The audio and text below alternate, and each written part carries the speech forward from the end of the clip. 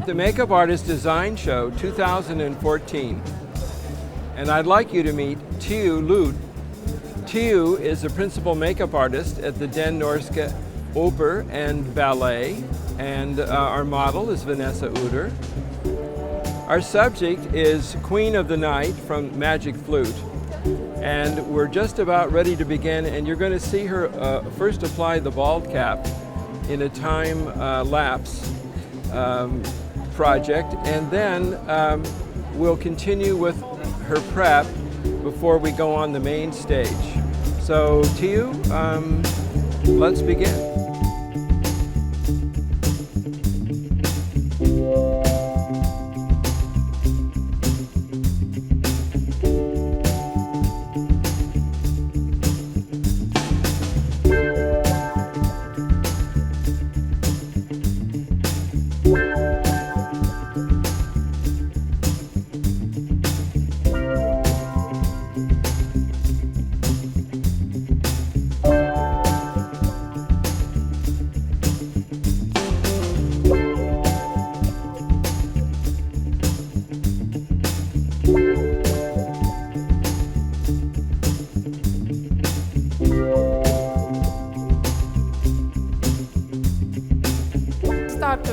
This that I'm doing everything empty, so I have a big space to draw everything.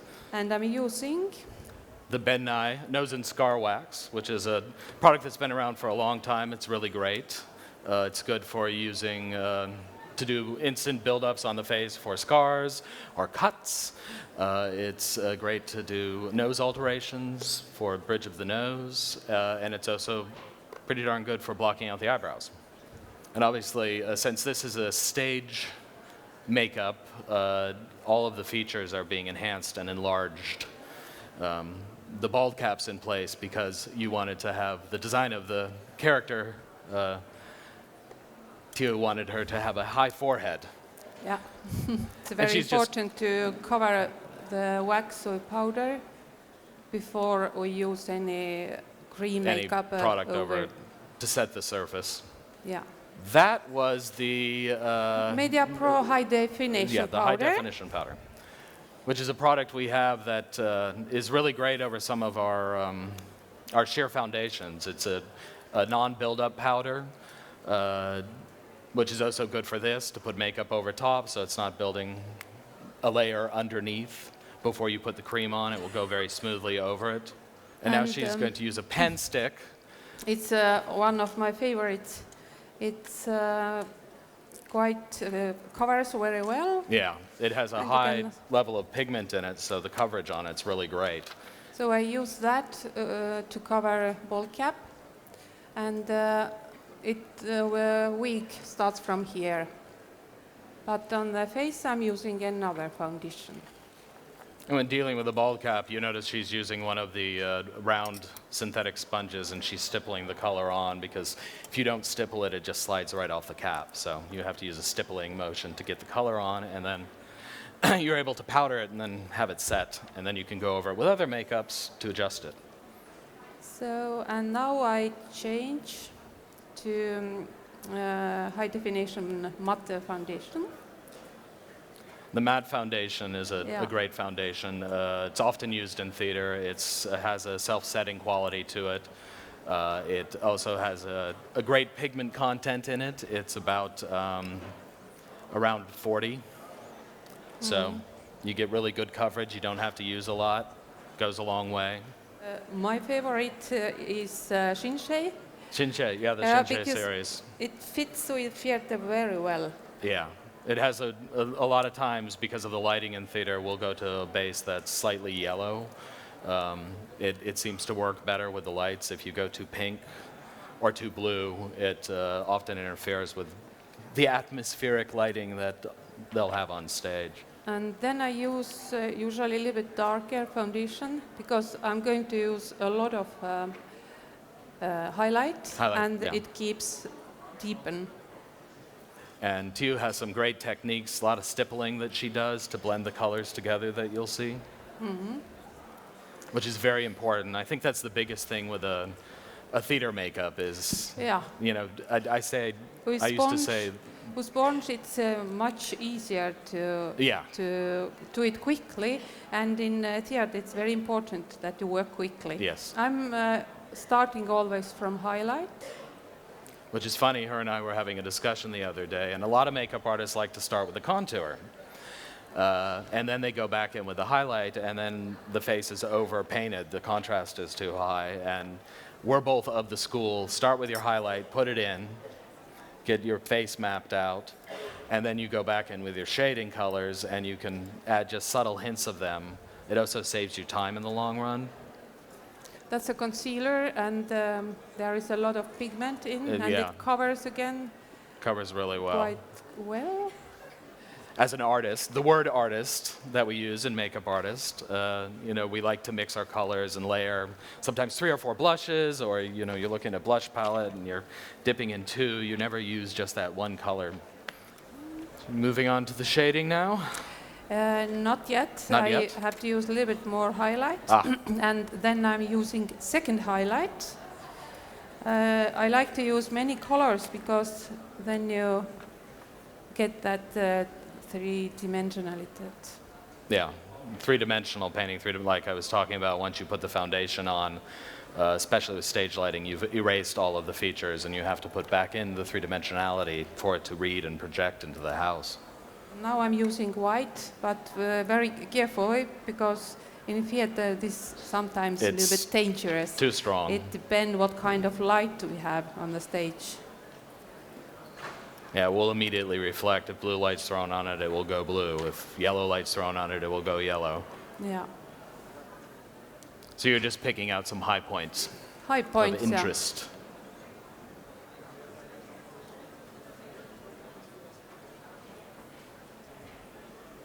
So, and now I continue shadow, and there is a shading. You're going to go for the contour now, contour brown shadow. Mm-hmm. So I try to do everything ready with foundation with cream colors and use so little as possible dry colors, because I feel cream colors are more easy to work, to look them three-dimensional. Yeah, to get it more natural looking. And she's painting out of our color wheels, which is a great way of buying multi bits of product and having it in an easy palette. It's a to mix. Good choice.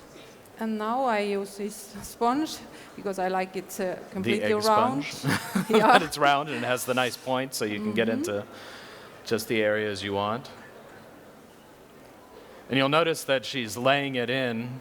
If you could actually move to the side just for one moment so they can see how it's, and if you'll turn your head to the right just quickly, so how strong it's laid in, but she's laying it in a very specific place under the cheek, and now she's going to go blend it out and soften it.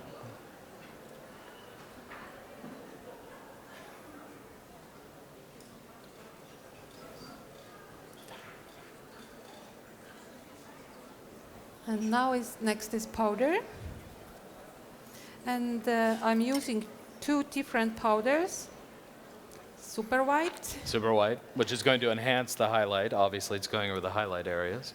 Well, I don't know if that's obvious, but it's intent. This was interesting. I didn't really necessarily think of this before until you started talking about it, the fact of using 2 different powders. A lot of people will just reach for a translucent powder and go over everything. And that's great if you've done something really strong and you want to mute it down and kind of let it coalesce and blend together.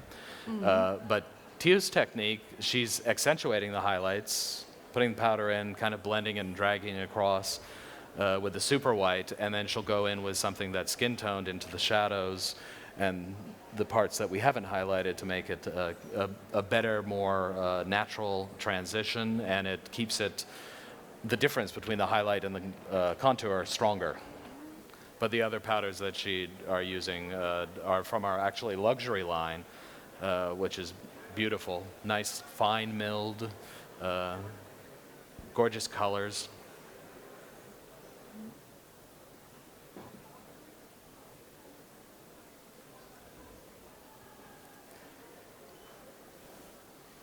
So, and now next powder. Your second powder. Luxury powder Cameo, and that I use on the shading areas. It's in fact not dark, but warm. Warm, yeah.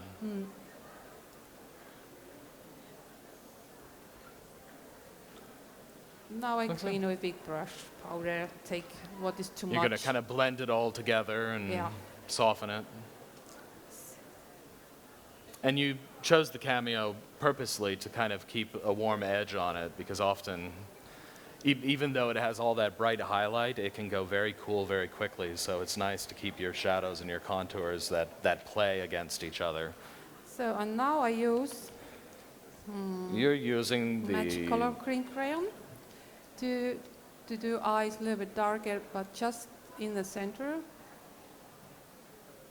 So you're hitting the table line with the MagiColor pencil. And now the next work I'm going to do is to do like marking line. Which is another big thing. When you're doing a makeup like this, it's always good to kind of do a ghost line or draft if you're changing the shape of the eyebrows or something. You do a little light ghosting line before committing entirely so that you can make sure you're balanced. Because there's nothing worse than going in with black and painting black eyebrow, and you go up and you arch it, and then you go to the other side, especially for poor Tiiu, who doesn't have a mirror to check. Yeah, I mean, it's difficult usually for we have a theater mirror. makeup It's hard to artist. paint a symmetrical makeup that you're changing the features of the face. And I start from up. Usually I start from lowest, but this time I start from up. And I'm using... Whoops. And she's using one of our lovely MagiColor paint boxes, which are wonderfully pigmented, really bright colors. It's a great way to lay down these lines to get your shapes in place. If you want a little bit, they're water activated. If you want a little bit more staying power with them, you can also use Liquicet. They can be used as a liner. And also with this particular color, you can go back in with your powders to accentuate it and smudge it out a little bit. It sets, but it isn't fully set yet. I begin with the cream colors. Out of the lovely Lumiere palette. Yes.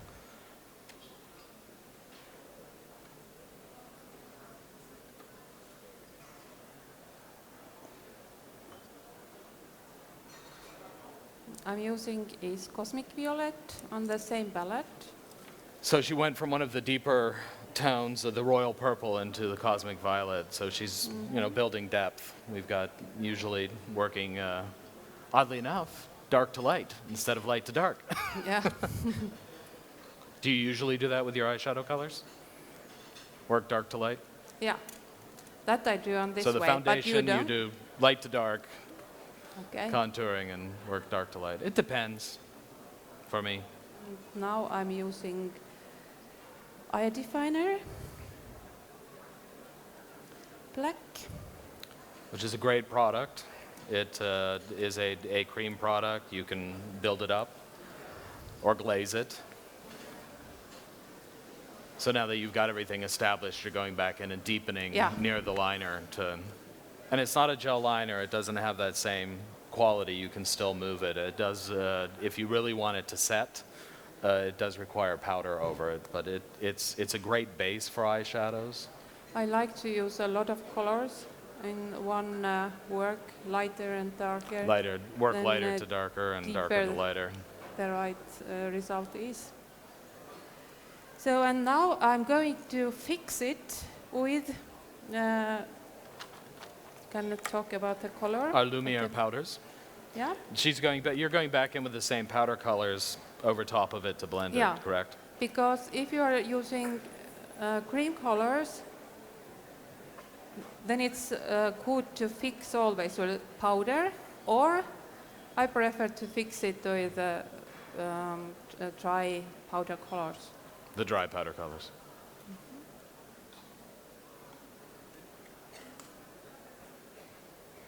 And now, cake eyeliner to finish That's the black cake eyeliner. But first I use a little bit powder. That is Lumiere Lux powder. These are just fantastic colors. That's the ultra bright Lux powder, right? Yeah. Which kind of has the effect of cut diamonds. It's really beautiful under the lights.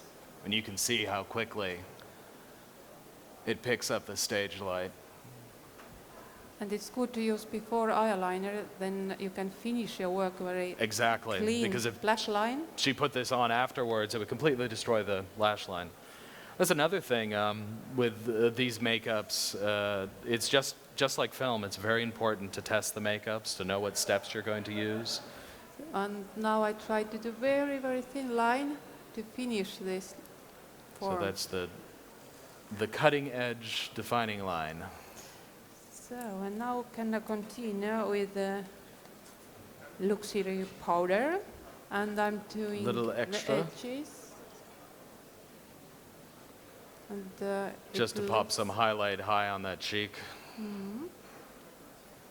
And to draw eyebrows, I also like to use 2 different colors. So I start again with lighter to ghost it in. lighter violet color.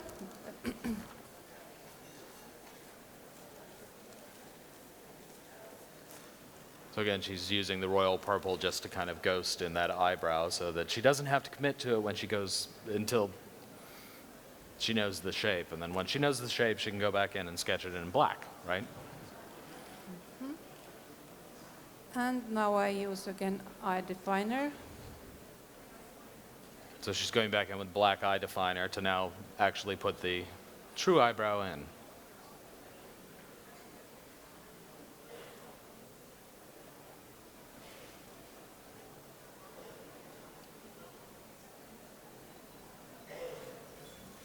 And I like that you started with her natural brow. I think that's important in a makeup when you're changing the brow. At least use the inner corner, because you really have a tendency, if you don't use the inner corner or a portion of their brow, it makes it look very clown-like. Yes, I always try to use yeah. one part of real eyebrow. Yeah, it's more acceptable as an exaggerated form than it is if you try to paint the eyebrow in the middle of the forehead. There was so You're now many using- beautiful pencils and lip colors Yeah. that it was difficult to choose. Choose one? But I made one choose, and it was Vino. Vino. That's a beautiful, deep reddish purple color. It's great. And on the lips, I also like to use at least 2 or 3 different colors. Me too. Again, it's about building up that contour and shape. Often you'll put one color down, then you'll put a highlight in the lower lip, and then some contouring around the side. Sometimes you'll use a pencil to do it. Sometimes you'll do it even with if lipstick you cover color. the pencil line, Yeah. anyway you get deeper effect. And one good trick, if there happens something, you don't need to take it just off, but you can take a little bit from cover wheel. Yes, I do the same thing. Yeah.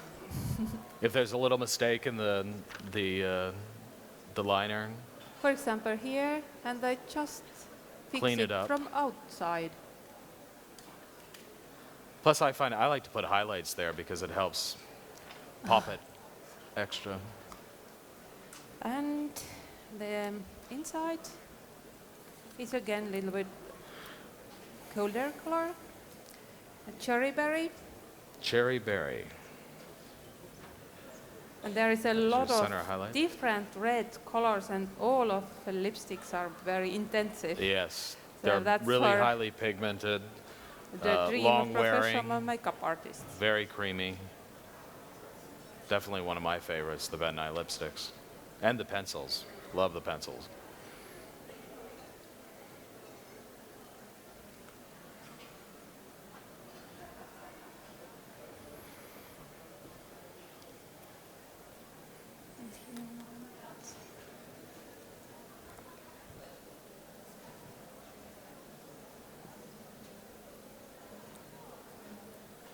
our time is running, so the performance starts soon. Yes. We have to be ready.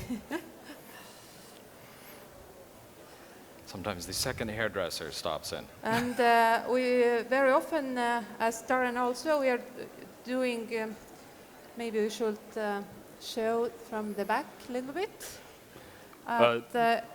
We don't use on wig, but on hair. Which helps give it a more natural, hair back. believable And hairline. just go like this.